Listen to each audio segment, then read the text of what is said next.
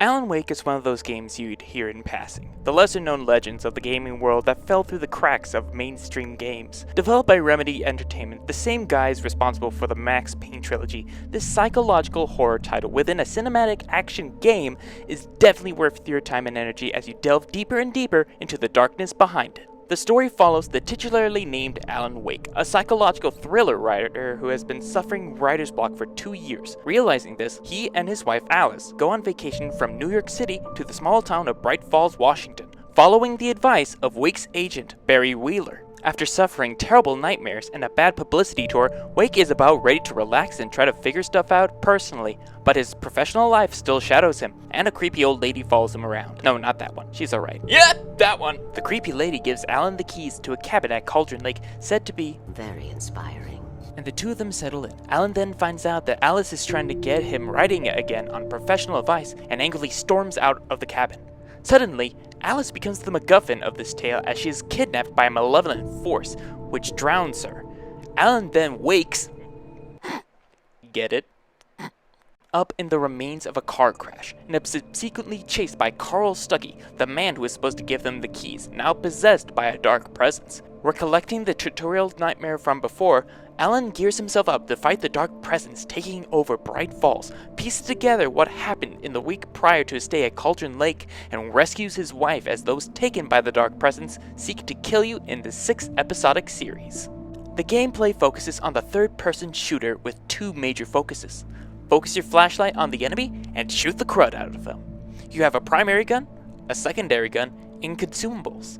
Your flashlight is the most important thing to have a full stock of batteries on your person at all times. You also have a dodge button, making it easier for you to get away from the people taken by the dark presence. Big guys with axes, small guys with scythes, and a chainsaw maniac. There are possessed objects too, ranging from metal beams to a freaking tractor! Another important part is the collectibles. There are manuscript pages throughout the game for you to collect and read through, as they give you clues to future events, things that happen in between episodes, and previous events that occurred before the game, along with 100 coffee thermoses.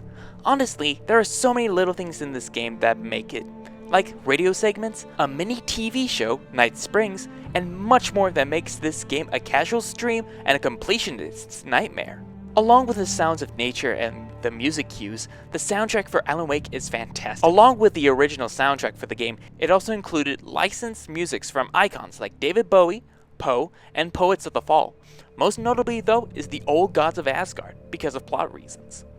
The visuals are amazing for an Xbox 360 title. The fog rolling in the dark woods and the bright sun on the land is breathtakingly beautiful for a Remedy game. The frame rate can be a little choppy at times, and some of the textures look like they've been copied and pasted, but it is amazing to look at all the same. Plus, this game took 5 years! Holy moly! I will admit, the gameplay can get monotonous at times. Even when you try to do something new in combat, it boils down to point your flashlight and shoot. The cutscenes in between the story segments are also not good. Plus, when you lose your weapons in a cutscene, you lose them in the level segment and have to look around to replace the missing weapons. The models are waxy and sometimes the lip syncing isn't great. Another thing that you have to notice is that most of the levels take place in dark woods. Of course, near the climax, you get to experience different areas in Bright Falls at night, but it's mostly woods.